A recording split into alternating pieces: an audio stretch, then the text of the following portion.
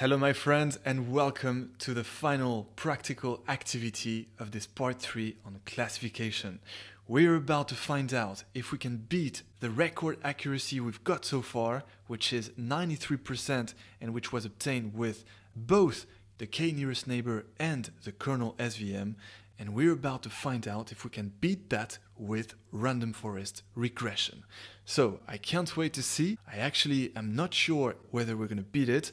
So there we go. Let's discover this together. So first, let's make sure everyone here is on the same page. This is the folder containing all the codes and datasets, and of which I gave you the link in the previous tutorial in the article. So make sure to connect to that link. And now we're all going to go into part 3 classification to implement the final classification model of this part 3, the random forest classification model. Alright, and we're going to start with Python, of course, and inside this folder you will get the same two files. First, the implementation of this classification model and the social network ad dataset, which contains 400 observations corresponding to 400 customers. You know, each row is a customer, and for each of them we get the two features, age and estimated salary, with which we're going to predict this dependent variable purchased, which tells if yes or no each customer bought an SUV from this car dealership.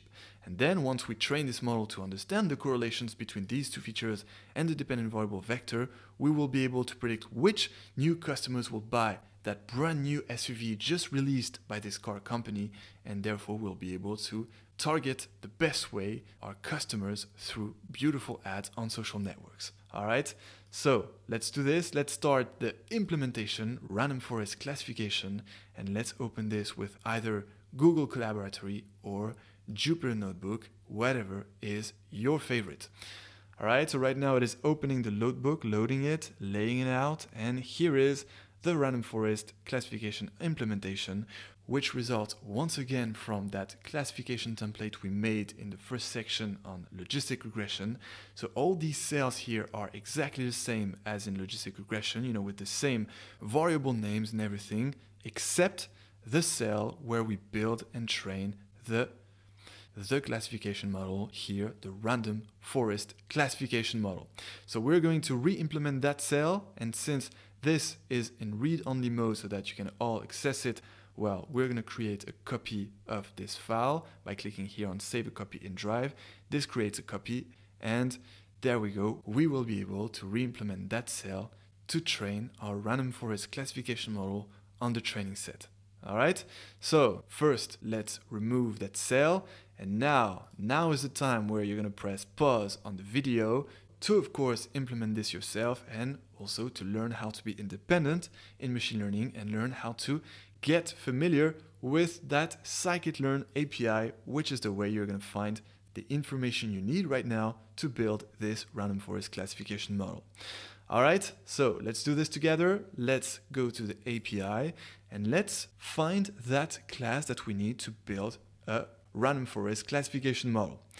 Alright, so here, as opposed to before, we won't find the module we need easily, you know, by scrolling down, for example, down to random forest. Because no, the name of the module is not random forest, as it was the case with the previous classification models.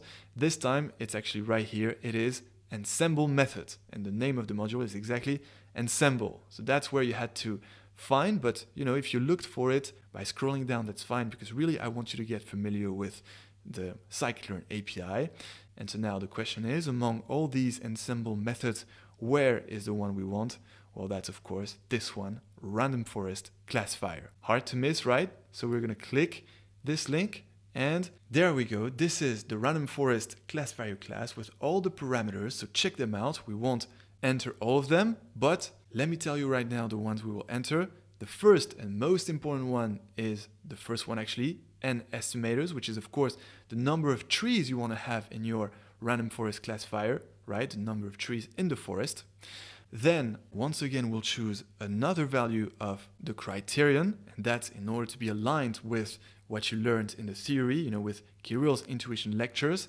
He taught you about the random forest classification model with the entropy criterion. So we're going to select this, and that's it. No more parameters. You know, for the other parameters here, we'll just keep the default values. However, we will just add a random state parameter and set its value to 0 just so that we can have the same results displayed on our notebook. All right, so first let's copy this, the name of the class and the module, right? So I'm copying this, going back to our implementation, creating a new code cell here, pasting that, and then remember we have to start from the scikit-learn library, then from the ensemble module of the scikit-learn library, and then remember we need to add here import, that random forest classifier, which will allow us to build this random forest classification model. And speaking of building it, that's exactly our next step here. We're gonna build the classifier through this classifier variable, which will be nothing else than the instance of the random forest classifier class, therefore nothing else than the random forest classifier model itself. So here I'm copying this and pasting it right here, adding some parentheses, and there we go. Now let's add our two parameters, the ones of which we're changing the default values. The first one is n estimators, so that's number of trees in the forest. The default value is actually 100, but we'll be totally fine with 10 estimators, 10 trees in the forest. Why is that? That's because our dataset is actually quite simple. It only contains 2 features and only 400 customers, 400 observations. So we will definitely be fine with only 10 trees in the forest. All right, and feel free to try out the numbers if you wish. All right, then, as we said, we want to get the same criterion as in the intuition lectures, meaning entropy with the information gain. So there we go, let's add criterion equals, in quote, entropy. Great, and then finally, that final parameter, random underscore state, to which we set the value 0. Perfect, and now, final step, you know it by heart, classifier. Then from this classifier we call the fit method, which will train the classifier only built so far onto the training set composed of the 2 arguments we have to input here, which are x train for the matrix of features of the training set, and then y train for the dependent variable vector of the same training set. And that's it, my friends. Now we're about to find out if we can beat that record accuracy of 93%. I actually have a good feeling about this. We might beat it, but let's not talk too fast. We never know what's going to happen. So first, let's upload the dataset by clicking this folder here. Let's upload it in the notebook. So right now, as usual, same story. The Colab notebook is connecting to a runtime to enable file browsing on your machine, and we will get the upload button in a second. There we go. So let's click it, and let's go where we have our machine learning A to Z folder. There it is, mine is on my machine. So we're gonna go inside and part 3 classification, then section 20 random forest classification, the last classification model of this part. Congratulations again for making such huge progress with this course. There we go inside, then Python, and then social network ads.csv. Let's open it, and now we're very close to the final result, to the final discovery of whether we're gonna beat, yes or no, the record accuracy of 93%. So there we go. Let's click runtime here, and then let's click run all to build and train again the random forest classification. Here we go, we have it now, and our future predictions. So let's see what we get. First, that prediction of the purchase decision of that single customer of age 30 and $87,000 as estimated salary is correct, right? Because in reality, this customer didn't buy the SUV. And now with the test set results, let's scroll back up here and let's see a bit what we have. So all this is correct here, correct. 1 incorrect prediction here, 2 other incorrect predictions here. Oh, maybe we won't beat it. Let's see directly if we beat it. And well, actually no. Wow, okay, I'm very surprised. I thought we had a chance to beat it. I hope you're not too disappointed, but indeed we didn't beat that record accuracy of 93%, because indeed with the random forest, we get 91%. Let's try to tune, this is not our final word. Let's try to tune a bit the number of estimators. Maybe we can get a better one. Let's try, for example, the default value of 100.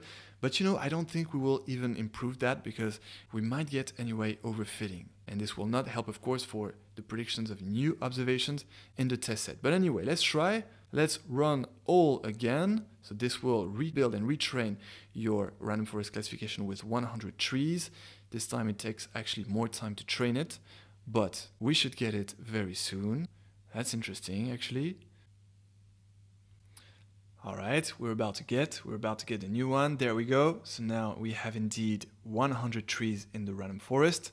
All right, the new result prediction is still correct. Test set result, okay. And now let's see the confusion matrix.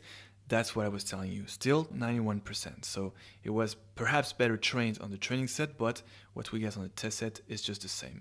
So anyway, clearly the best model for our data set here, for classification, is kernel SVM and k nearest neighbors. So I'm gonna put that back to 10, right? Press save, run everything again, and I'm gonna show you the final visualization results for random forest, because it's always good to see it. Even if we didn't beat the accuracy, let's observe them. Let's actually observe them in the original file, because it is right now running. All right, so we'll find them at the bottom. But, it's the same as the decision tree classification model, right? Since we get all these splits resulting from each of the decision trees algorithms, well, we get kind of the same prediction regions and prediction boundary as the decision tree. And so there you go, that's the results of the training set, and below you have the results on the test set. And indeed, we see that even if it could be very well trained on the training set, well, we still have some wrong predictions here of green customers who fall in the wrong red region. And there's not much we can do, when tuning the random forest classification to catch correctly these customers here. But I want to say something now. Maybe you want to play with the diverse classification models we implemented, and by playing with them, I mean playing with the parameters, trying different values of the parameters. And please let me know, in either private message or in the Q&A, if you managed to beat 93%, as a final accuracy on the test set, of course. That could be a good challenge. I think it's possible. I haven't tried it myself, because anyway, 93% is really good. But let me know if you succeed. I'll be very interested to see how you did it. All right? So here we are at the end of this section. Congratulations for completing it. Now you have some great tools in your classification toolkit. Please understand that the best models we got here are just for this dataset, but for your future dataset, the best model might be another one. It might be random forest, or it might be naive Bayes. So you have to try all of them. And speaking of which, this is exactly what we'll do next in this part 3. We're not done yet. I'm going to take all these code templates here that we made. I'm going to simplify them. I'm going to remove all the prints and everything so that it can be very clear and well structured, and mostly so that you can get very efficient code templates that you can try and deploy very quickly and efficiently on your dataset, so that you can quickly figure out what is the best model. And that's what we'll do in this last section of part 3. I can't wait to show you the demo, that same demo we made in part 2 regression. We're going to have this demo of deploying all our classification models, and in a flashlight, we're going to select the best one. So take a good break now, you really deserve it. And once you're ready with some good energy, well, please join me in this final section to deploy all our classification models in maximum efficiency for any dataset regarding of the number of features. Can't wait to meet you there, and until then, enjoy machine learning.